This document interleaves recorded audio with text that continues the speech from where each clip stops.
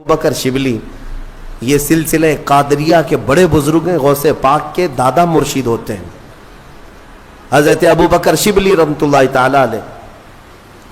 آپ نے خواب میں ایک عالم دین کو دیکھا، نہیں، ایک عالم دین نے خواب میں حضرت ابو بکر شبلی کو دیکھا کہ رسول کریم صلی اللہ تعالی علیہ وسلم کے بالکل بغل میں بیٹھے ہوئے، گھٹنے سے گھٹنا لگا کر کے بیٹھے ہوئے۔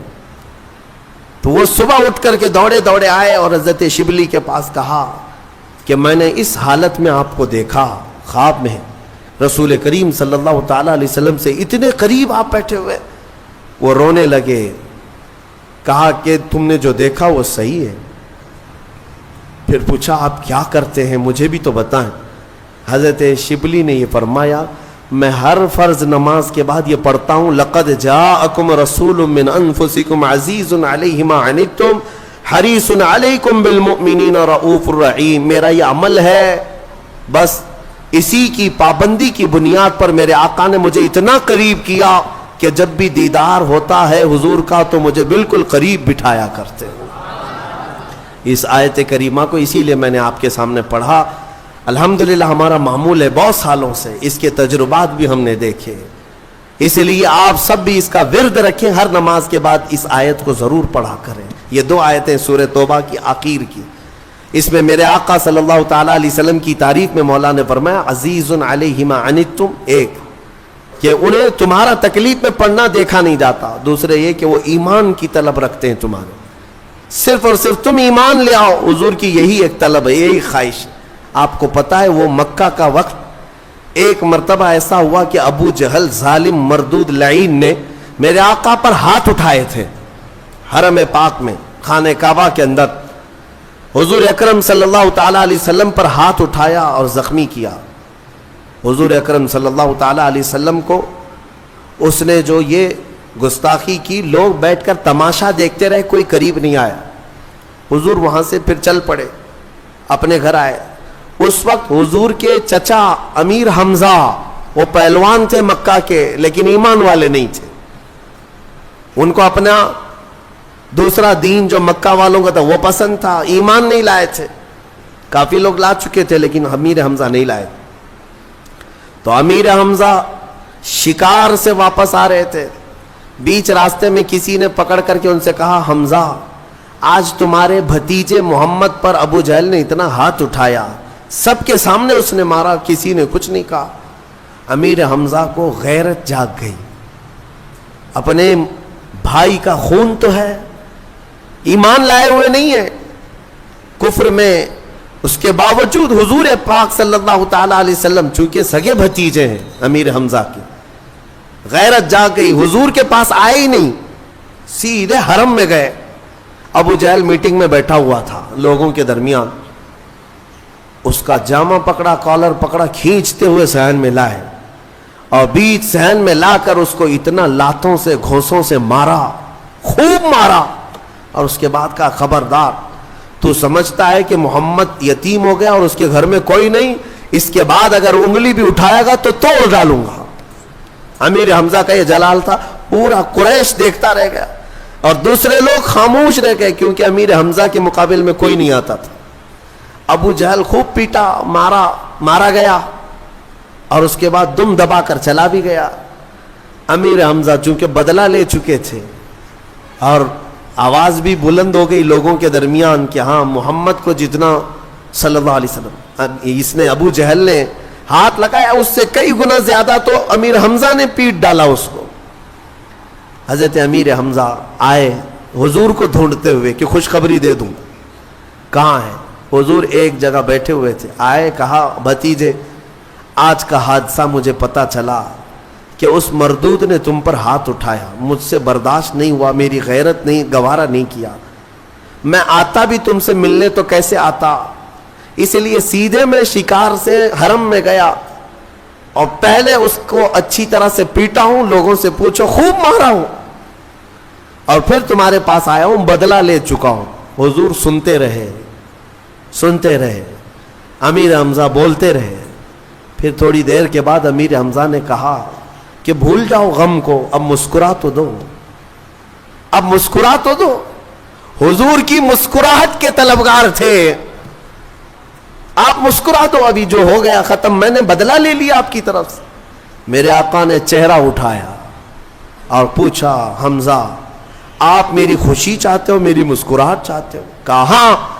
मेरे आका ने फरमाया, बदले से मैं नहीं मुस्कुराऊंगा, एक बार आप ईमान ले आओ, मैं मुस्कुरा दूंगा।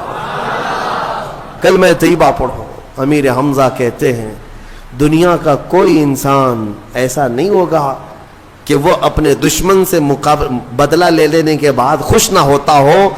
सिर्फ मैंने मोहम्मद को देखा, वो जीते हैं तो बदला लेने के लिए नहीं, बल्कि लोगों के ईमान की तलब में जीते हैं। वही कुरान कहता है, हरीसुन अलैकुम बिल मुमिनीन, वो रसूल तुम्हारे पास आया है जिसे सिर्फ तुम्हारे ईमान की तलब है, तुम्हारे ईमान की तलब। और रऊफुर रहीम, निहायत ही नरम और निहायत ही शफकत करने वाला। इसीलिए आला हजरत के कभी अशार पढ़ो तो समझ में आएगा, वो इतना रहम करने वाले रसूल है, इतना रहम। मियाँ आप आजमा करके देख लेना, किसी के साथ धोखा किया हो, किसी की बात आपने टाल दिया हो, एक बार किसी ने आपको 100 रुपये दिए, 1000 रुपये दिए, 10,000 रुपये दिए, नहीं लौटाए, दूसरी बार जाओ उससे मांगने के लिए, दरवाजा बंद कर लेगा, रास्ता काट लेगा। हाँ, अगर किसी के साथ आपके झगड़े हो चुके हो, क्या फिर दोबारा आप उसके सामने जाते हैं? इंसानों के हालात तो ये हैं, लेकिन मेरे मुस्तफ़ा करीम सल्लल्लाहु अलैहि वसल्लम के रहम का हाल ये है, रहम का हाल ये है। आला हज़रत फरमाते हैं, करके तुम्हारे गुनाह मांगे तुम्हारी पनाह, और तुम कहो दामन में आ, तुम पे करोड़ों दुरूद। गंदे निकम्मे कमी, महंगे हैं कोड़ी के तीन, कौन हमें पालता, तुम पे करोड़ों दुरूद। या रसूल अल्लाह, बेहुनरो बेतमीज किसको हुए हैं अजीज, बेहुनरो बेतमीज किसको हुए हैं अजीज, एक तुम्हारे सिवा, तुम पे करोड़ों दुरूद। बख्श दो जुर्मो खता, तुम पे करोड़ों दुरूद। मेरे आका सल्लल्लाहु तआला अलैहि वसल्लम का ही ये रहम का मामला है। उम्मत 1000 गुनाह करने के बाद भी एक बार दरबार में आती है तो मेरे आका उसे बुला लिया करते हैं। आता है फकीरों पे उन्हें प्यार कुछ ऐसा, खुद भीख दे और खुद कहे मंगते का भला हो। और फिर कयामत के दिन भी, कयामत के दिन भी कुछ लोगों को फरिश्ते पुकार रहे होंगे, फला बिन फला कहाँ है, मैदान में दिख नहीं रहा है, पकड़ लाओ, उसका जुर्म है, फला मुजरिम है। जुर्म की वजह से फरिश्ते ढूंढ रहे होंगे। फरिश्तों को ढूंढने में कोई मेहनत लगनी है? वो जहां से चाहेंगे उठा लेंगे। लेकिन कुछ मुजरिमों को मैदान में ढूंढा जा रहा होगा, लेकिन वो मुजरिम मिल नहीं रहे होंगे। तो फिर उसी को इमाम ज़मन कहते हैं, ढूंढा ही करे सदर कयामत के सिपाही, वो किसको मिले जो तेरे दामन में छुपा हो। कुछ लोगों को मेरे आका अपनी चादर में छुपाए हुए होंगे। यह हदीस पाक में मौजूद है, हदीस पाक में। उनसे ज्यादा रहम का मामला हमारे साथ कौन कर सकता है बताओ। हुजूर सहाबा से कहते हैं, तुम कयामत के दिन मुझे अगर देखोगे तो किस हालत में देखोगे? मेरे आका फरमाते हैं, मेरी हालत ये होगी कि मेरे कंधे पर चादर पड़ी होगी, मेरे कंधे पर एक चादर होगी और चादर कंधे से खिसक खिसक कर गिर रही होगी। मैं एक हाथ से अपनी चादर संभाल रहा हूँ और दूसरे हाथ से अपने उम्मतियों को पकड़ रहा होगा। अजीज बच्चे को माँ जिस तरह तलाश करे, खुदा गवाह है यही हाल आपका होगा। जैसे अजीज बच्चे को माँ यहाँ ढूंढती है, कहाँ है मेरा बच्चा, हुजूर अकरम सल्लल्लाहु अलैहि वसल्लम कयामत के दिन अपनी उम्मतियों को ढूंढ रहे होंगे। जो रसूल यहाँ भी रहम करे और कब्र में हमारे पहुंचने के बाद नकीरैन से पहले ही आ जाए और फिर हश्र में हमारी सिफारिश करे, तो ऐ सुन्नी मुसलमानों बताओ, क्या उस रसूल की याद करना हम पर हक नहीं है? क्या हम पर फर्ज नहीं है? हमारे लिए यही तो हमारा ऐन शिवा बन जाए, हमारा दस्तूरुल ऐन बन जाए, जिंदगी का हमारा मेन मकसद ये बन जाए कि दम में जब तक दम है जिक्र उनका सुनाते जाएंगे, दम में जब तक दम है जिक्र उनका सुनाते जाएंगे। इसी बात पर मैं गुफ्तगू खत्म करता हूं। आज ले उनकी पनाह, आज मदद मांग उनसे, कल न मानेंगे कयामत में अगर मान गया। ऐ मेरे अजीजों, इसी में आफियत है, इसी में बरकत है कि इस बात पर जमे रहो और इसी बात पर दुनिया से जाओ। उन्हें जाना, उन्हें माना, न रखा गैर से काम, लिल्लाहिल हम्द मैं दुनिया से मुसलमान गया।